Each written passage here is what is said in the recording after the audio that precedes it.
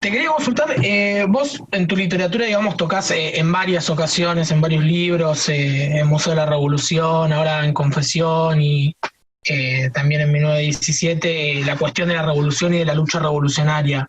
Y te quería preguntar así como escritor, como crítico, cuál es tu visión sobre la revolución como tema literario, digamos, qué potencia tiene. Mira, decirlo de uno mismo es siempre más, por lo que estábamos diciendo, como no corresponde a la intención, yo no podría contestar ahora, dado que me pronuncié contra la intención autoral. Entonces lo que puedo hacer es no contestar como autor y desde mis intenciones, sino desde mi condición incluso no, ante todo de lector, y no de lector de mis propios libros, que es algunos debates que fueron apareciendo y reapareciendo, ¿no? Entre el realismo y la vanguardia ya en los años 20, incluso en el caso de la literatura argentina, uno puede reencontrar de un modo de pensar la revolución y la literatura, así como estaba esa antinomia vanguardia-realismo o formalismo-realismo, los debates en Argentina del Grupo Boedo y Grupo Florida, con sus matices y con sus modos, no es exactamente lo mismo, no eran ni tan revolucionarios unos ni tan vanguardistas los otros, pero uno ve reaparecer ahí la idea de una literatura, como dijimos, que se ponía al servicio de la revolución sobre la base de una función de la literatura de representación, la literatura pensaba ante todo como representación, y la función que esa representación cumplía políticamente respecto de una toma de conciencia. Ahora bien, esa estética que invocaba la revolución como objeto y como intención, como estética era tremendamente conservadora, que es algo que también le cabe, digamos, le cabe a Lukács en ciertos debates, al interior del marxismo, podemos decir, al interior del marxismo. Yo enseño eso, trabajo dando clase de eso.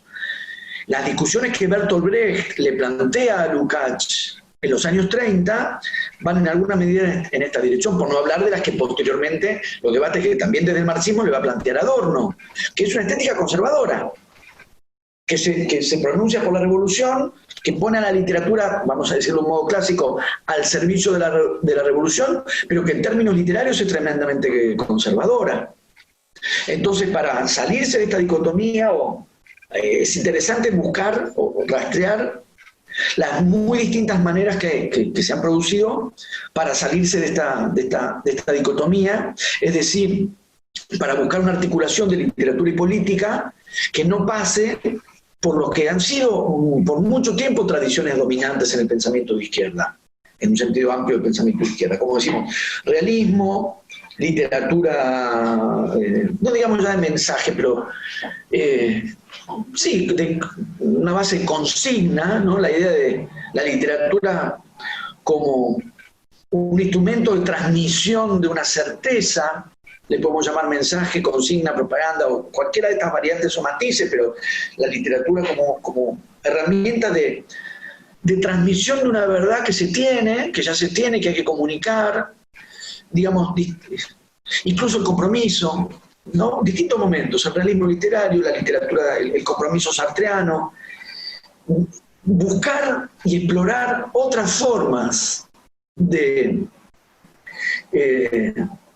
politizar la literatura, superando sobre todo, porque sabemos que está superado, nos planteamos largamente su superación, pero hay que ver cómo se logra esa superación, la superación de la dicotomía, digamos, entre la especificidad literaria y la función política, que es una dicotomía muy fuerte, ya está presente en el formalismo, podríamos decir, ya está, cuando Trotsky lee el formalismo, podemos decir, ahí también podemos pensar ese conflicto, dado que el formalismo ruso fue una corriente que se planteó y pensó la autonomía de la literatura, y Trotsky lee desde la política y le da la discusión, pensar en una superación de esa dicotomía, es decir, la posibilidad de que en lugar de pensar que el arte es o autónomo o político, es decir, o que se vuelca a su especificidad inmanente o se vuelca a una función política, pensar la superación de esa dicotomía y pensar un arte, una literatura que encuentra su función política en su especificidad. o que hace de su especificidad o imprime sobre su especificidad un carácter político.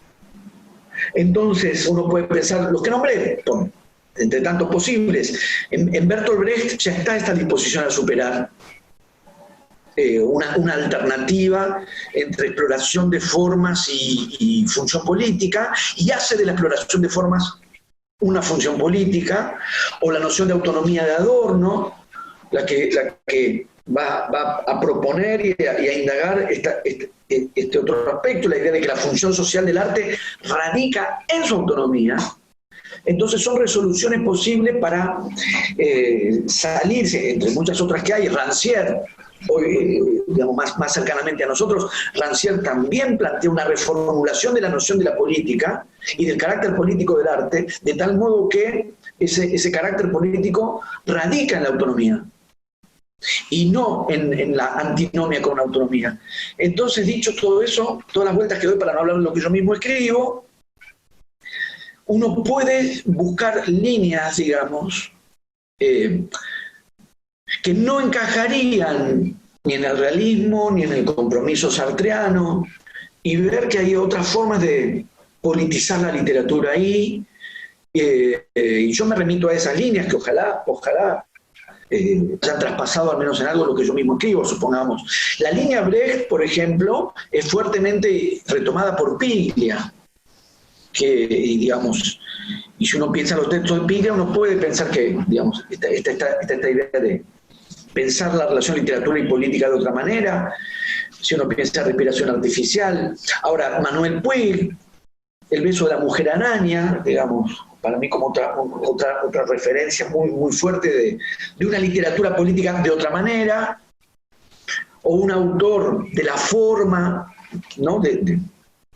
Sobre todo forma, del lenguaje como forma y de la dimensión estética de la literatura, como Juan José Saer, que es a la vez un escritor fuertemente político. No hay más que pensar en Nadie, Nada, Nunca o en Glosa como textos políticos, y por lo tanto preguntarse cómo puede ser política esa literatura, o cómo es que esa literatura es política. Me quedé pensando en... Sí. Sí, perdón. No digo influencias porque me es más cómodo que empezar a hablar de los libros que yo mismo hice, pero los hice no desde la intención. Es raro que igual use el verbo hacer y no escribir, pero me es más cómodo en todo caso hablar del lector que soy y de las lecturas que yo al menos ambicionaría o desearía que puedan estar influyendo en lo que yo mismo escribí.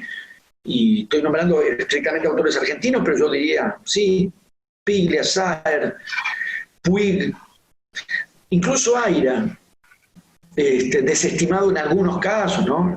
Algunas miradas que lo ven o que lo suponen frívolo, no sé, o superficial, todas palabras que de todas maneras se podrían recuperar para el lado del elogio, pero yo leo a Aira y me han interesado mucho de sus textos por muchísimas cosas, pero también por la presencia de lo político en César Aira. ¿Y por qué pasa, o cómo es que puede congeniarse que esos textos existan con un carácter político muy fuerte, porque lo tienen, y la consideración de un autor, no sé, frívolo, como se decía, escapista, etcétera, ¿no? Y que probablemente porque el modo en que lo político se escribe en la literatura de Aira no responde a las expectativas o parámetros de una tradición de literatura política, entonces no se lo reconoce, no se lo percibe. Yo estoy tratando de buscar esas otras formas. Uh-huh. Y me parece que tomando eso. Me quedé pensando, mencionabas el caso de Brecht, porque ahí en Brecht digamos, está el problema de la ruptura formal, está la cuestión del compromiso, pero también aparece la idea del entretenimiento, ¿no? Es decir, pensando también en cómo a veces en esa dicotomía queda por fuera de cierta producción, queda por fuera de la idea de que eso pueda ser de consumo masivo, o de que pueda ser interés Eso te quería consultar porque vos además has escrito, digamos, sobre el tema de la cultura de masas y pensando un poco eso, ¿no? Cómo, qué lugar juega este debate de literatura y política en relación con la cultura masiva y en relación con la posibilidad de que la cultura acceda a las masas, digamos, ¿no? Sí, que es imagínate, si tuviésemos resuelto esto, qué aliviados estaríamos, no, por la parte no depende de nosotros la resolución, es una resolución social, pero es interesante cómo se lo plantean algunos autores. Brecht, por lo pronto, estoy muy de acuerdo, porque, digamos, en Brecht está también, como te digo, trabajo de dar clases sobre estas cosas. Me parece que hay una marca muy fuerte en su condición de dramaturgo.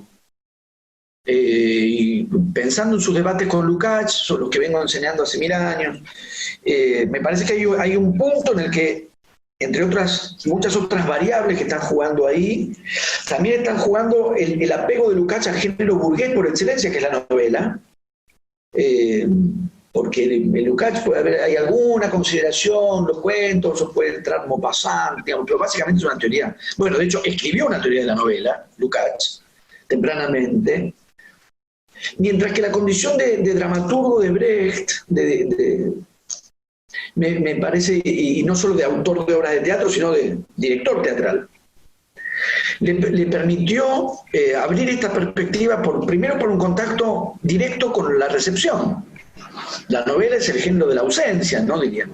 Y el libro es el instrumento de la ausencia. El libro está hecho de tal modo que el autor y el lector no se toquen.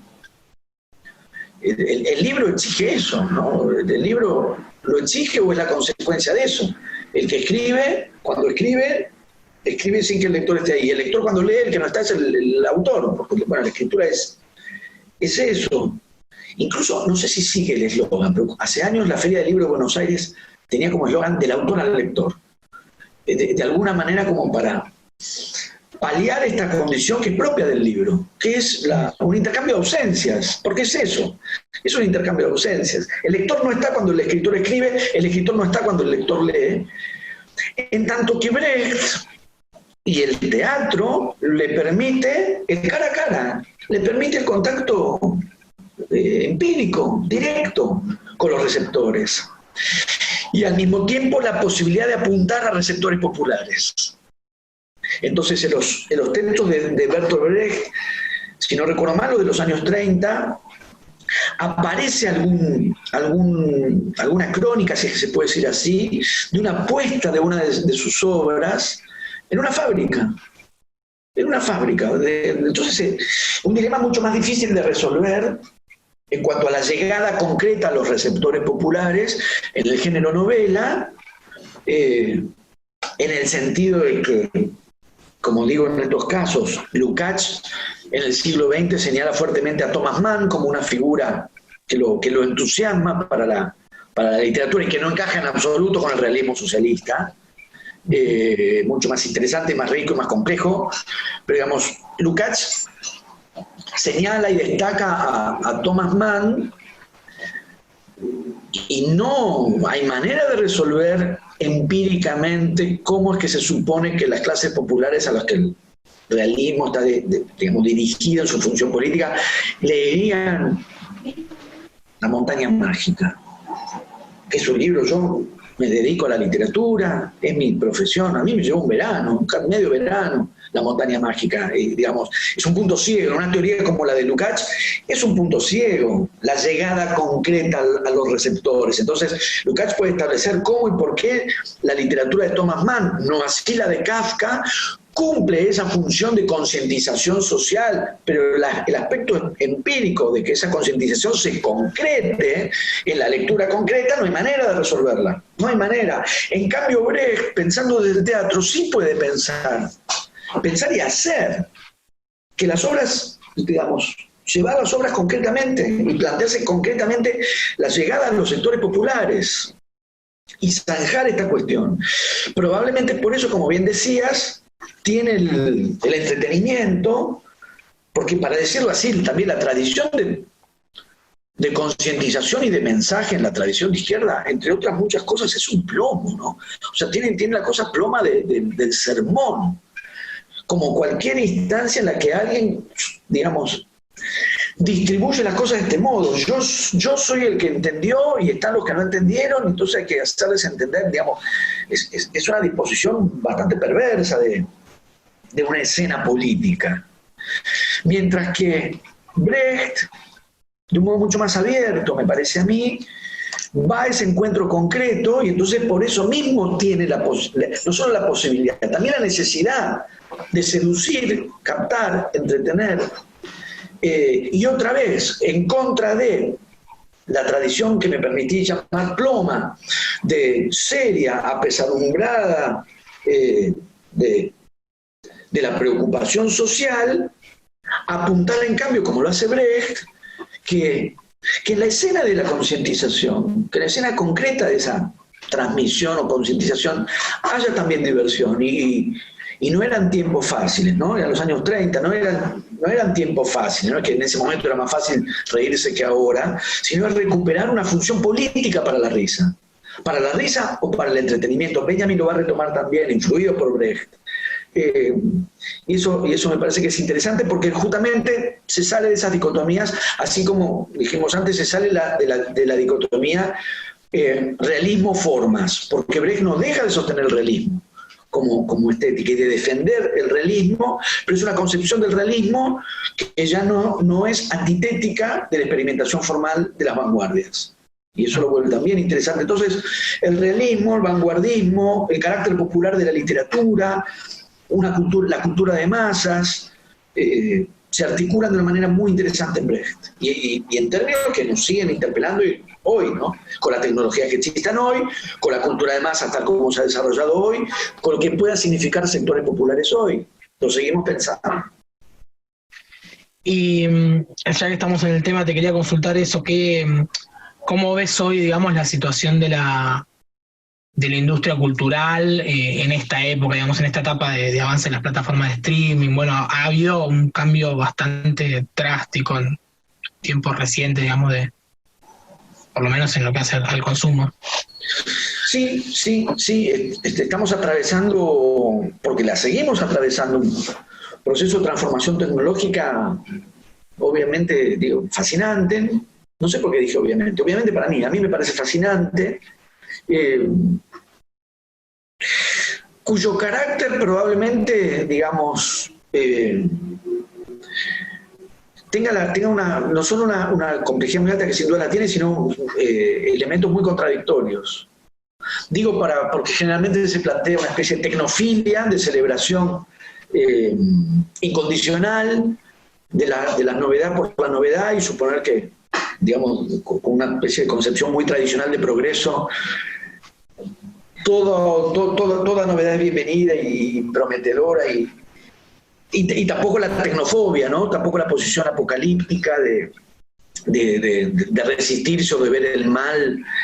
No tengo tampoco esa postura, sino más bien ver en las maniobras que se van haciendo con las nuevas tecnologías, cuáles son las posibilidades que se abren y cuáles son los factores que pueden ser frustrantes o preocupantes.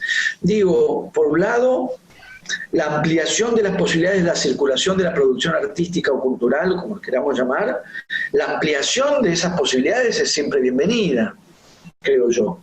Y en eso no estamos muy lejos de lo que pensaba Brecht, o no estamos muy lejos conceptualmente, digo, ¿no? Las tecnologías ya son otras, pero de las expectativas que tenía Benjamin con la reproductividad tecnológica hace ya, todavía no son 100 años, pero ya en algún momento nos vamos a descuidar y ya vamos a estar a 100 años de ese texto, pero también podríamos decir, las condiciones, por ejemplo, las posibilidades de la edición de libros se han facilitado muchísimo. Es más fácil montar un proyecto editorial, económicamente y materialmente, en términos de fuerzas de producción, vamos a decirlo de un modo clásico, es más fácil, y eso en principio, claro, nos entusiasma porque tiene que ver con estas posibilidades de difusión, de circulación, de ampliación, y quizás quepa decir incluso de democratización, y hacer de eso también un valor apreciable. Entonces, en todos esos sentidos, efectivamente, las profundísimas transformaciones que estamos atravesando actualmente con la tecnología tienen muchísimos aspectos con los que entusiasmarse. No participo de las visiones apocalípticas de imagen contra, ¿no? La idea de los chicos hoy en día están todo el día en el iPhone, entonces ya no leen, no lo pienso en absoluto en esos términos. No es distinto conceptualmente de lo que los mismos apocalípticos u otros equivalentes decían cuando yo era chico. O sea, hace medio millón de años el planteo era parecido. Era, ahora con la televisión los chicos no leen más. La televisión, cuando yo era chico, que era blanco y negro, era en blanco y negro y tenía 4 canales. Tomás 4. Si tenías una antena alta en el techo, 5, porque agarrabas Canal 2 que estaba en La Plata. 4 canales. Y sin embargo, con esos 4 canales, la televisión además empezaba a transmitir a las 11 de la mañana, con Patolandia, terminaba a las 12 de la noche con un cura que daba un sermón. Quiero decir, lo pensamos hoy, la circulación actual, vos decís, ¿se asustaban tanto por 4 canales que ni siquiera duraban 24 horas? Sí, se asustaban y con el mismo tono apocalíptico que podemos encontrar hoy, decían, los chicos, pues siempre se supone que son los chicos, ¿viste? No sé de dónde sacan que el problema de la lectura es de chicos o de jóvenes, como si... Y no solo no es así, sino que es incluso al revés. Hablas con la gente de las editoriales y los que mueven el mercado editorial son los adolescentes. Después podríamos discutir leyendo qué, pero lo mueven los adolescentes. Quiero decir, esa especie de diagnóstico que supondría una sociedad en la que las personas de más de 30 años leen y las de menos de 30 no, es una falsedad absoluta. Pero digo, esa visión apocalíptica de los chicos están ahora todo el día con los jueguitos, todo el día en la computadora y no leen, todo el día en el iPod y no leen, no es distinta de la preocupación apocalíptica frente a la televisión hace ya casi 50 años. Y no participo de esa dicotomía. No participo de esa dicotomía ni pienso que haya ahí una rivalidad. Eso, digamos, en cuanto a favor, pero... Como digo, no me pliego a las tecnofobias, no me pliego a las tecnofilias. Quiero decir, hay también motivos para interrogar y para dudar o para discutir ciertos aspectos, digamos, del estado de cosas. A mí en lo personal, que me entusiasma mucho, me interesa mucho y me parece que los debates y las discusiones tienen una función política muy importante,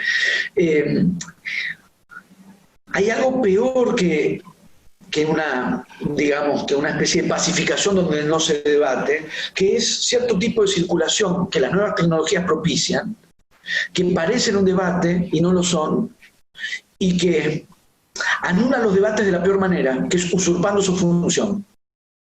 Porque en última instancia, digamos, la concordia como un ideal del que yo no participo, no discutir, sino acordar teorías del consenso y de la afinidad, son un modo de neutralizar polémicas, asperezas y debates. Pero está también este otro, que es algo que parece una polémica, se hace pasar por polémica, circula como polémica y no lo es, digamos, ¿no? Entrar en las redes a insultar a alguien, o como se suele decir, a bardear a alguien. El otro día reparaba cómo la palabra bardo, digamos, pasó de designar a Shakespeare a designar lo que se hace en las redes. Está el bardeo, bueno, muy bien, lo que me interpela no es solamente que haya bardeo, sino que el bardeo se haga pasar o se tome por polémica y por discusión. Con otra cosa, bueno, viste, uno le presta atención al lenguaje porque trabaja de eso. Salir a pegarle pasó a ser la metáfora para designar un debate. Salió a pegarle a tal o cual. Y no es casual que haya pasado eso, porque me parece que efectivamente cierta circulación, no precisamente restringida, de agresiones, y no lo digo del pacifismo blando, ¿no? Pero la agresión cuando es boluda, nos preocupa porque es boluda. Cuando es inocua, cuando se va en la pura agresión, cuando es simplemente gente que descarga, no nos importa qué es, no nos importa qué es lo que descarga ahí, pero claramente está solamente descargando sus mierdas. El problema no es solo que haga eso y que es una cosa un poco deprimente o molesta, porque también es fácil desentenderse de eso. Que es que eso circula como si fueran debates. Se autotitulan polémicos o provocativos, que es otra palabra para interrogar con cuidado, no provocan nada más que depresión, digamos, desdicha o desinterés, pero ocupan el lugar de la provocación.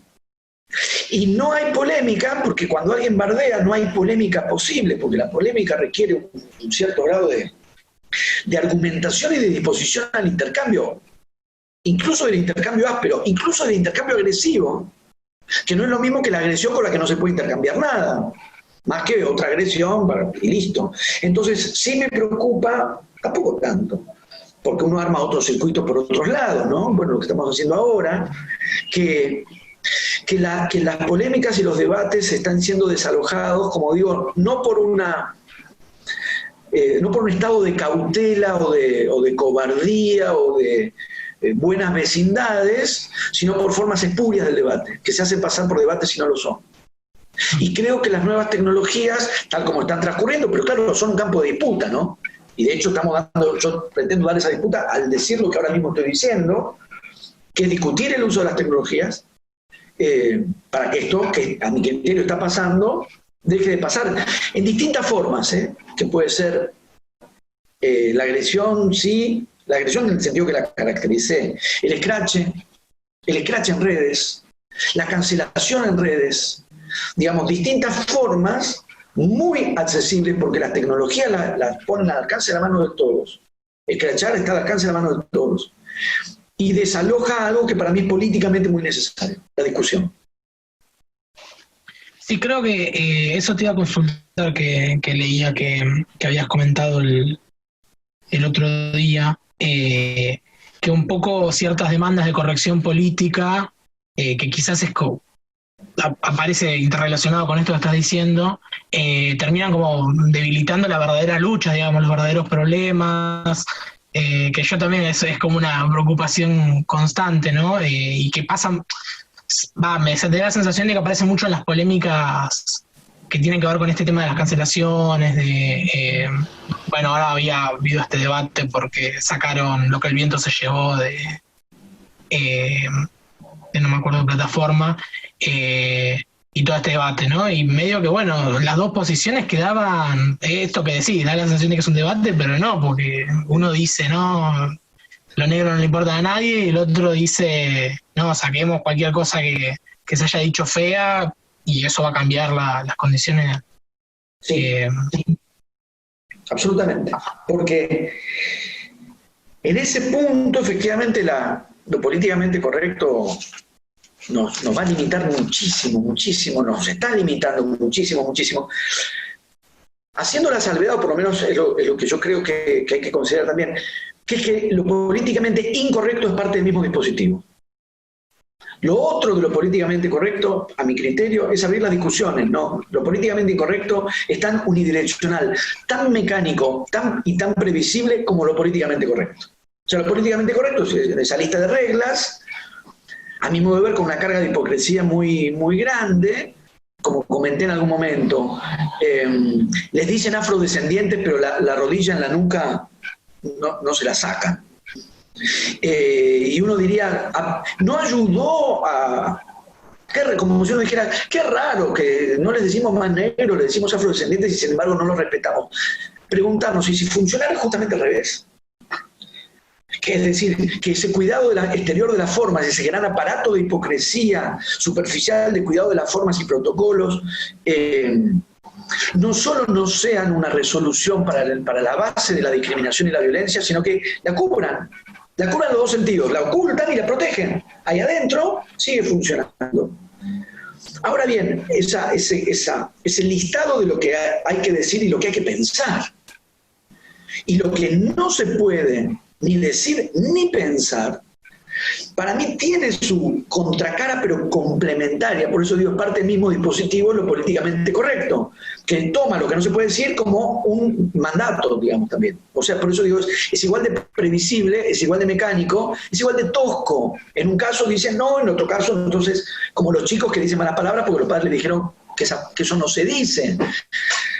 Me parece parte de lo mismo. Entonces no es un problema de avanzar hacia lo políticamente incorrecto, porque es el mismo catálogo dado vuelta.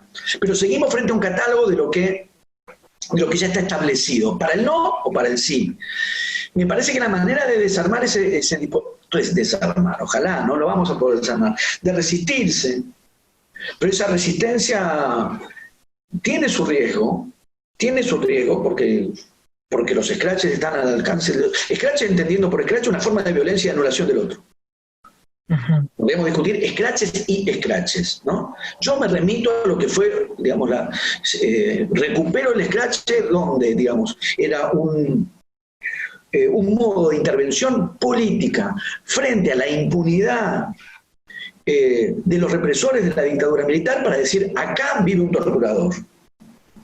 ¿No? Ahí donde la impunidad, años 90, la impunidad dejó a los represores y a los torturadores entreverados en la dinámica social cotidiana, el scratch es como un modo de decir, acá vive un torturador. Acá vive alguien médico que robaba a los bebés en los centros clandestinos de detención. Ahora, la misma palabra ha ido a parar a cuando alguien nos parece que dice algo equivocadísimo con lo que estamos ferozmente en desacuerdo, desatamos tecnologías mediantes una pura violencia de anulación y aplastamiento. Entonces, lo otro de eso, y lo otro del dispositivo de lo políticamente correcto y lo incorrecto, que como parte de lo mismo, a mi criterio es siempre abrir las discusiones. Abrir las discusiones.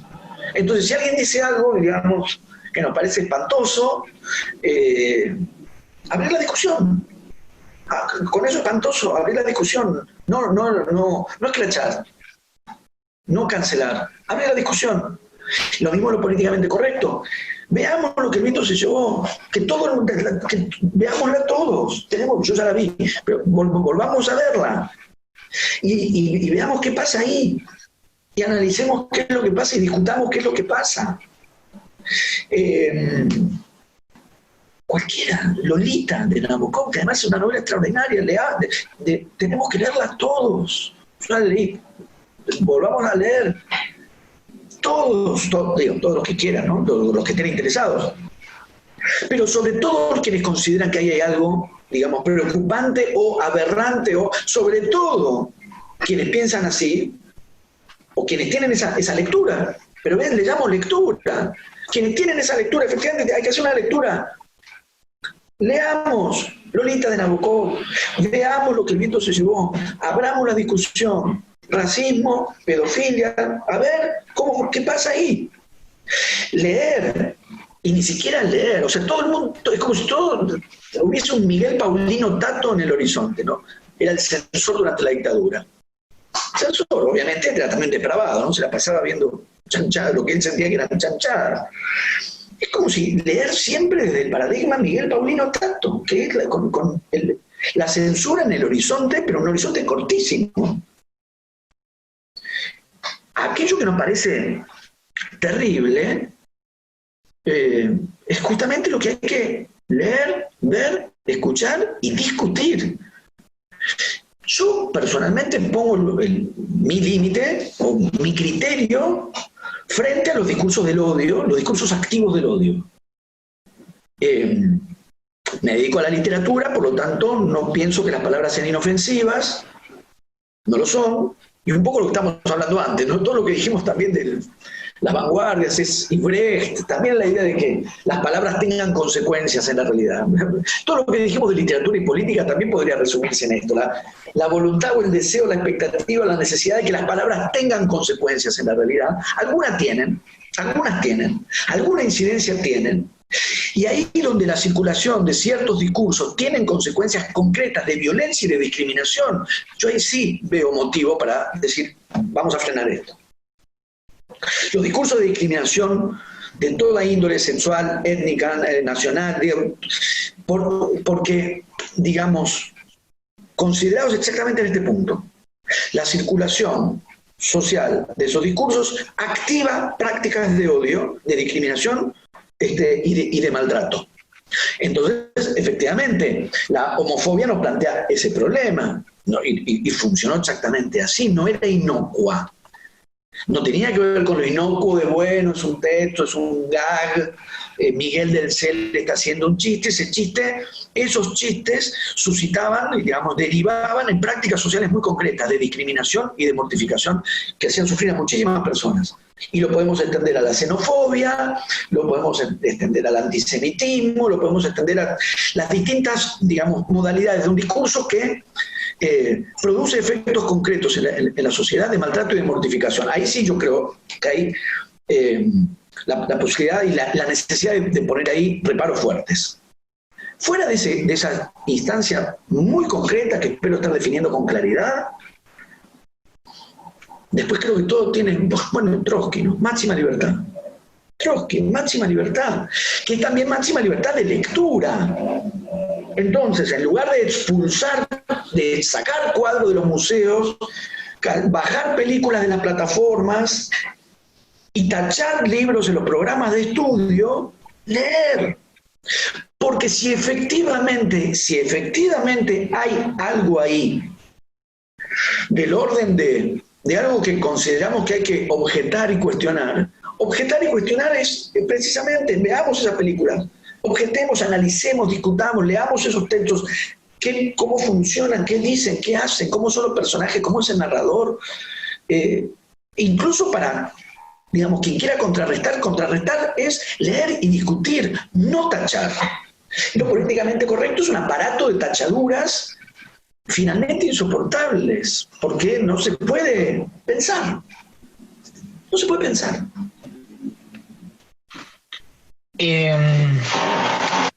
Martín, te quería consultar vos, siempre, digamos, bueno, te has expresado en varias ocasiones a favor del Frente de Izquierda, y te quería consultar, digamos, cómo ves la situación hoy, cómo ves el papel del Frente de Izquierda, digamos, en el contexto actual, digamos, de la política argentina y más en general. ¿Cómo decirte? Quizás es por el paso de los años. Vos sos joven, yo ya no.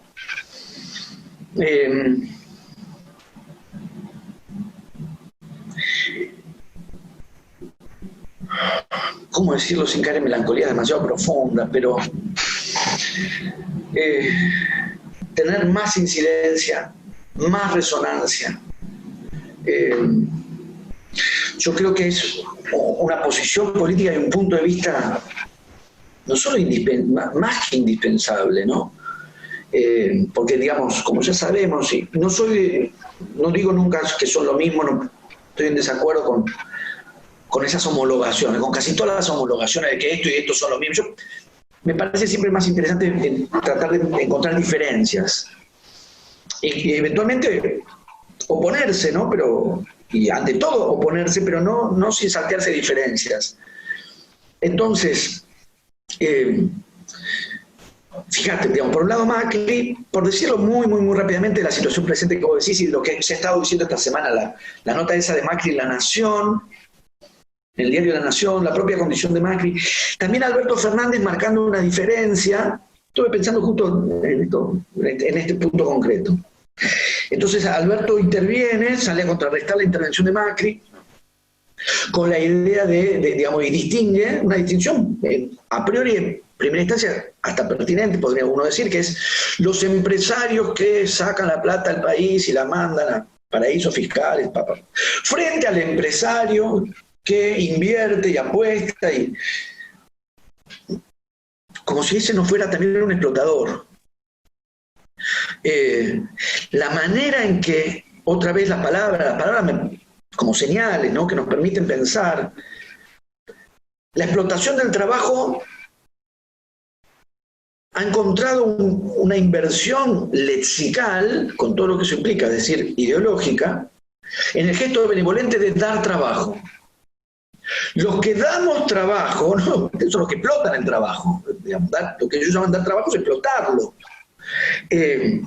O algo que también he visto en las redes que se ajusta una y otra vez por suerte, ¿no? Los explotadores de los trabajadores se autodeclaran productores, los que producimos en este país, que son los explotadores de los productores. Entonces, cuando uno ve Macri y lo que escribió, por ejemplo, en La Nación, o él mismo, ¿no?, él mismo. Pero también la objeción de Alberto Fernández, ¿no?, hay empresarios malos, pero hay empresarios buenos. Ah, sí, los buenos, ¿cuáles son? ¿Cómo es que no explotan? Digo, para decirlo de modo absolutamente básico, pero también claro, no hace sino reforzar una y otra vez que la perspectiva de la izquierda es incluso más que indispensable, y a la vez que sostengo esa convicción, y porque sostengo esa convicción, no encontrar una presencia no solo electoral, pero también electoral, mayor, mucho mayor, de a rato se convierte en un factor de frustración. De a rato es cuando pienso en eso, cuando no es porque me distrae, a lo Brecht, me puedo pensar en otra cosa.